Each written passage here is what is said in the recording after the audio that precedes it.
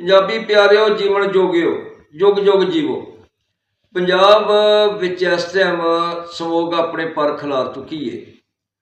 ਇਹ ਅਸਲੋਂ ਸੰਤੀ ਮੁਲਕਾਂ ਦਾ ਹੀ ਗਿਫਟ ਹੈ, ਪਰ ਅਸੀਂ ਵੀ ਇਸ 'ਚ ਆਪਣਾ ਹਿੱਸਾ ਪੂਰਾ ਪਾਇਆ। ਸਮੋਗ ਕੀ ਹੈ? ਚੰਦ ਸਾਲ ਪਹਿਲੇ ਤੱਕ ਇਹਦਾ ਨਾਮ ਹੀ ਕਿਸੇ ਨਹੀਂ ਸੀ ਸੁਣਿਆ। ਇਹ ਧੁੰਦ ਜ਼ਰੂਰ ਪੈਂਦੀ ਸੀ। ਸਮੋਗ ਅੰਗਰੇਜ਼ ਜੋ ਹੈ ਉਹ ਧੁੰਦ ਨੂੰ ਫੋਗ ਆਖਦੇ ਸਨ ਅਤੇ ਸਮੋਗ ਧੂੰਆਂ। ਇਹਨਾਂ ਦੋਵਾਂ ਲਫ਼ਜ਼ਾਂ ਵਿੱਚੋਂ ਇੱਕ ਲਫ਼ਜ਼ ਬਣਿਆ ਸਮੋਗ। ਹੁਣ ਹੋਇਆ ਇਹ ਕਿ ਜ਼ਮੀਨ 'ਤੇ ਤਾਂ ਸਰਹੱਦਾਂ ਨੇ, ਲੇਕਿਨ ਅਸਮਾਨ 'ਤੇ ਤਾਂ ਕੋਈ ਸਰਹੱਦ ਨਹੀਂ।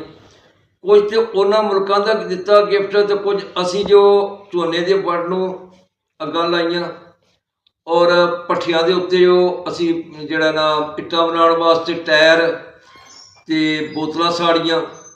ਨਾਲ ਇਹ ਹੈ ਕਾਦਰਾਬਾਦ ਸਾਹੀਵਾਲ ਲਾਗੇ ਜੋ ਬਿਜਲੀ ਪੈਦਾ ਕਰ ਰਹੇ ਹਾਂ, ਉਹ ਕੋਲੇ ਨਾਲ ਬਿਜਲੀ ਪੈਦਾ ਹੋ ਰਹੀ ਹੈ। ਉਸ ਵਿੱਚ ਇੰਝ ਹੈ ਕਿ ਉਹ ਕੋਲਾ ਜਿਹੜਾ ਉਹਦਾ ਧੂੰਆਂ ਬਗੈਰ ਰਿਫਾਈਨ ਕੀਤੇ ਫਜ਼ਾ ਛੋੜਿਆ ਜਾ ਰਿਹਾ, ਉਹਦਾ ਵੀ ਬਹੁਤ ਜ਼ਿਆਦਾ ਅਸਰ ਪਿਆ।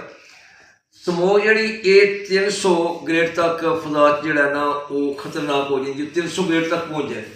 ਔਰ ਇਸ ਟਾਈਮ ਪੰਜਾਬ 'ਚ ਇਹ 1200 ਦਾ ਗ੍ਰੇਡ ਹੋ ਚੁੱਕਿਆ ਜੇ। ਔਰ ਲਾਹੌਰ ਜਿਹੜਾ ਉਹ ਸਭ ਤੋਂ ਜ਼ਿਆਦਾ ਇਸ ਤੋਂ ਮੁਤਾਸਰ ਹੈ। ਔਰ ਇਹਦੀ ਵਜ੍ਹਾ ਸ਼ਾਇਦ ਇਹ ਹੈ ਕਿ ਲਾਹੌਰ ਦੇ ਆਲੇ ਦੁਆਲੇ ਜ਼ਿਆਦਾਤਰ ਇਲਾਕੇ 'ਚ ਮੁੰਗੀ ਲਾਈ ਜਾਂਦੀ ਹੈ, ਜਿਸ ਤਰ੍ਹਾਂ ਗੁਜਰਾਂਵਾਲਾ, ਸਿਆਲਕੋਟ।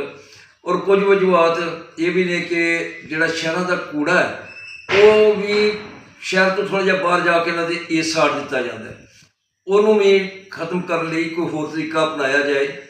ਵਕਤੀ ਤੌਰ 'ਤੇ ਇਹਨਾਂ ਸਕੂਲ ਬੰਦ ਕਰ ਦਿੱਤੇ ਨੇ, ਇਸ ਨਾਲ ਕੀ ਹੋਏਗਾ?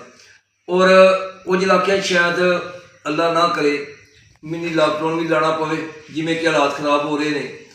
ਬਿਹਤਰ ਇਹ ਹੈ ਕਿ ਹਕੂਮਤ ਫੌਰਨ ਭੱਠੇ ਬੰਦ ਕਰਾਏ ਔਰ ਨਾਲ ਹੀ ਜਿਹੜਾ ਇਹ ਕਾਦਰਾਬਾਦ ਜਿਹੜਾ ਧੂੰਆਂ ਨਿਕਲ ਰਿਹਾ ਉਹਨੂੰ ਰਿਫਾਈਨ ਕਰਾਉਣ ਵਾਸਤੇ ਜਿਹੜਾ ਨਾ ਬੰਦੋਬਸਤ ਕਰੇ। ਜੋ ਮਸ਼ੀਨਰੀ ਹੈ, ਚਾਈਨਾ ਵਰਗਾ ਮੁਲਕ ਜਿਹਦੀ ਆਬਾਦੀ 1 ਕਰੋੜ ਤੋਂ ਜ਼ਿਆਦਾ ਹੈ, ਉਹਨਾਂ ਵਿੱਚ ਸਮੋਗ 'ਤੇ ਕੰਟਰੋਲ ਪਾ ਲਿਆ।